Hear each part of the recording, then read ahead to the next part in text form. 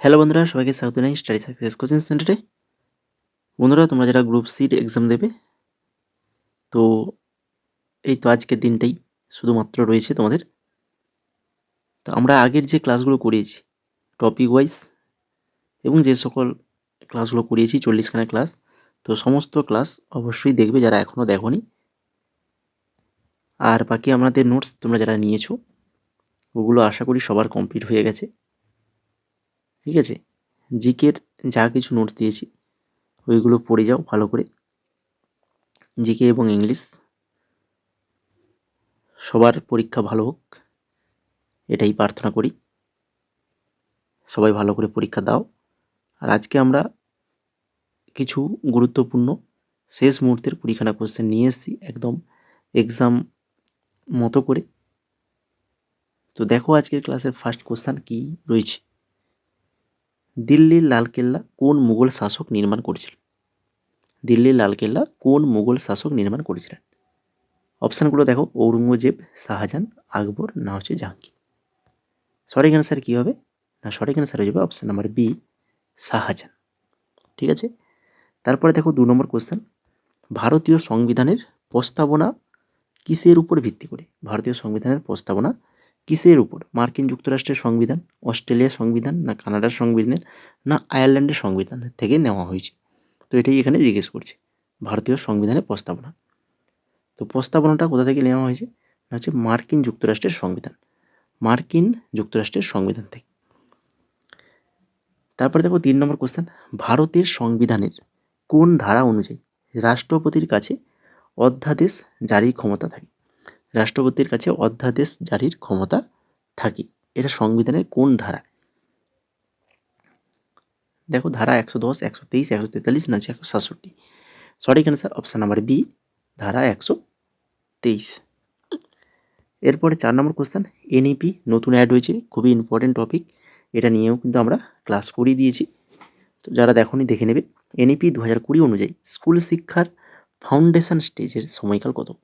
School শিক্ষার foundation stage যেটা, সেটা হচ্ছে কত বছর? 2 বছর, কোন সময়কাল? 3 বছর, 5 বছর, না 6 বছর? তো এটা হয়ে যাবে হচ্ছে অপশান নাম্বার সি, 5 বছর।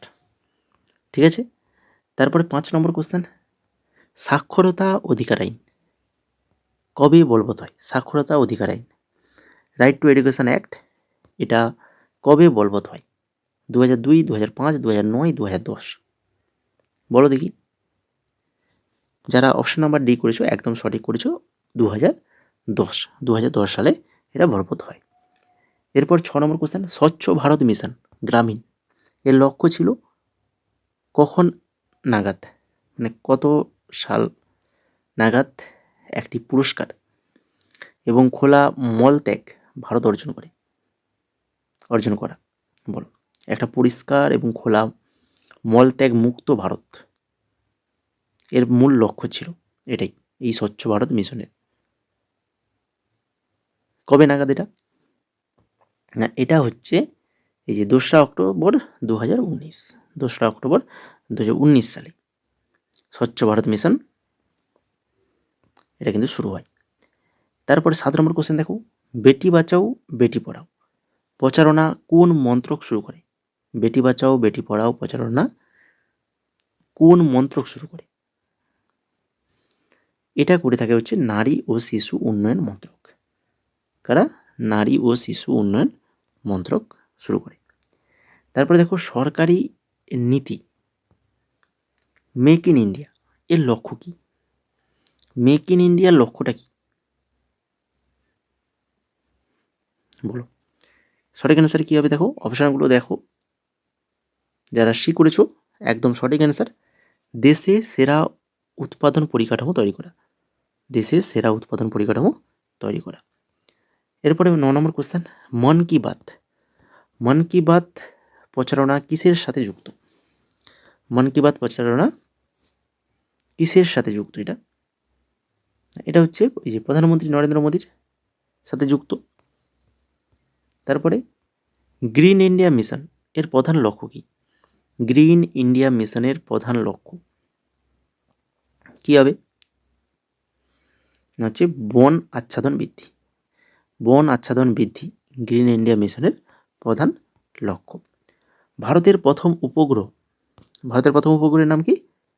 আর্যভট্ট। এটা কবে উৎক্ষেপণ করা হয়? আর্যভট্ট কবে উৎক্ষেপণ করা হয়? কত সাল? 1975 সালে উৎক্ষেপণ করা হয়। তারপরে মহিলাদের জন্য ওয়ান স্টপ সেন্টার বা সখী পরিকল্পনা কিসের সাথে সম্পর্কিত? সখী পরিকল্পনা কিসের সাথে সম্পর্কিত? এটা হচ্ছে এই যে নারী নির্যাতন মামলার সাথে সম্পর্কযুক্ত। তারপরে 13 নম্বর, তার আগে তোমরা যারা ক্লাসটাকে এখনও লাইক করোনি, যদি ভালো লেগে থাকে তো অবশ্যই লাইক করে দেবে। আর যারা ডির এক্সাম তোমরা দেবে, তো তোমরা অবশ্যই চ্যানেলটাকে সাবস্ক্রাইব করে রাখো। এই ধরনের ক্লাস কিন্তু তোমাদের জন্যও আমরা নিয়ে আসবো। যেমন আজকে সির জন্য নিয়ে এসেছি, এইভাবে তোমাদের ডির জন্য আসবে।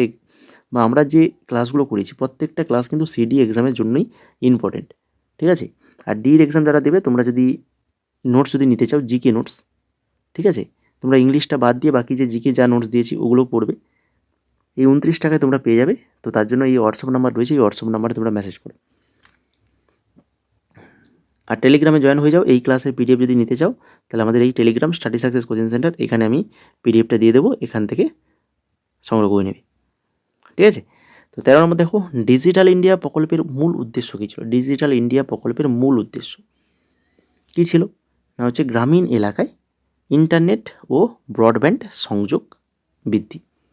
ডিজিটাল ইন্ডিয়া প্রকল্পের মূল উদ্দেশ্য ছিল গ্রামীণ এলাকায় ইন্টারনেট ও ব্রডব্যান্ড সংযোগ বৃদ্ধি করা।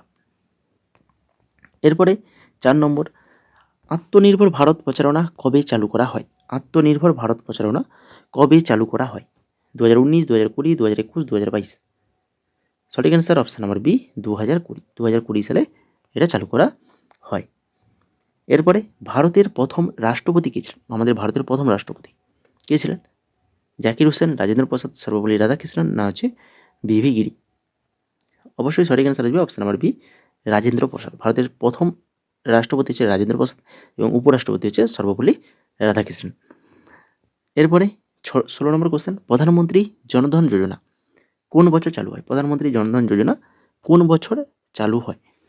দেখো, আজকের যে 20খানা কোশ্চেন রেখেছি, এখানে দেখতেই পাচ্ছ বেশিরভাগ সেন্ট্রাল গভর্নমেন্টের যে প্রকল্পগুলো রয়েছে, তো সেগুলো থেকে কিন্তু কোশ্চেনটাকে একটু বেশি রাখা হয়েছে, ঠিক আছে? প্রধানমন্ত্রী জনধন যোজনা কোন বছরে চালু হয়? তো এটা সঠিক অ্যান্সার হবে 2014 সালে চালু হয়। তারপরে কোন ধরনের ঋণ মুদ্রা দ্বারা সমর্থিত? কোন ধরনের ঋণ মুদ্রা দ্বারা সমর্থিত? তো এটা সঠিক অ্যান্সার হবে অকৃষি ঋণ। তারপরে দেখো, গঙ্গা নদী কোন রাজ্য থেকে উৎপন্ন হয়েছে? গঙ্গার উৎপত্তি কোন রাজ্যে? হিমাচল প্রদেশ, উত্তরাখণ্ড, উত্তরপ্রদেশ, না হচ্ছে বিহার? সঠিক answer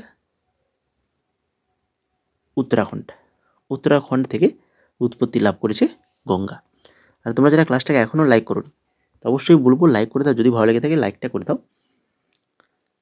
national council of educational research training NCERT কোন মন্ত্রকের অধীনে কাজ করে? National council of educational research and training, যেটা হচ্ছে শিক্ষা মন্ত্রকের অধীনে কাজ করে। লাস্ট কোশ্চেন আছে ক্লাসের, ভারতের সর্বোচ্চ বেসামরিক পুরস্কার কি? ভারতের সর্বোচ্চ বেসামরিক পুরস্কার সেটা হচ্ছে ভারতরত্ন। অপশান নাম্বার সি সঠিক অ্যান্সার। তো এই ছিল মোট আজকের 20খানা কোশ্চেন, ইম্পর্টেন্ট কোশ্চেন। আগে আমরা এই কদিন টপিক ওয়াইজগুলো ক্লাসগুলো দিয়েছি, সেগুলো অবশ্যই দেখে নাও। আগের ক্লাসগুলো যদি পারলে দেখে নেবে, ঠিক আছে? আজকে তোমাদের এই যা কিছু পড়বে, তোমরা কিন্তু এই 9টা-10টা এর মধ্যেই কিন্তু পড়া শেষ করে দাও। তারপরে বেশি রাইট করবে না, যত শীঘ্র সম্ভব খেয়ে টেয়ে দিয়ে ঘুমিয়ে যাবে, ঠিক আছে? পরের দিন সকালে যেন একদম ফ্রেশভাবে ওঠো, সেই রকমভাবে একদম ফ্রেশ, কোনো টেনশান নেবে না, ফ্রেশভাবে উঠবে, রেডি হয়ে তোমার সময়ের মধ্যে কিন্তু পরীক্ষা হলে চলে যাবে। 10টায় রিপোর্টিং টাইম, ঠিক আছে? 10টার আগে যাওয়ার চেষ্টা করবে মোট 10টা থেকে 11টার মধ্যে যেন তোমরা সেই সেন্টারে পৌঁছে যেতে পারো। এটা তো কিন্তু অবশ্যই খেয়াল রাখবে। অনেক সময় নিয়ে অ্যান্সার করবে, অনেক সময় পাবে, অনেক।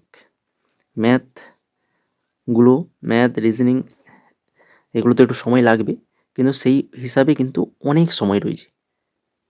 তো সেইভাবে ধীরে সুস্থে ওএমআরগুলো ফিল আপ করবে, ঠিক আছে? তো আজকে ক্লাসটা এই পর্যন্তই। সবাইকে অসংখ্য ধন্যবাদ ক্লাসটিকে শেষ পর্যন্ত দেখার জন্য।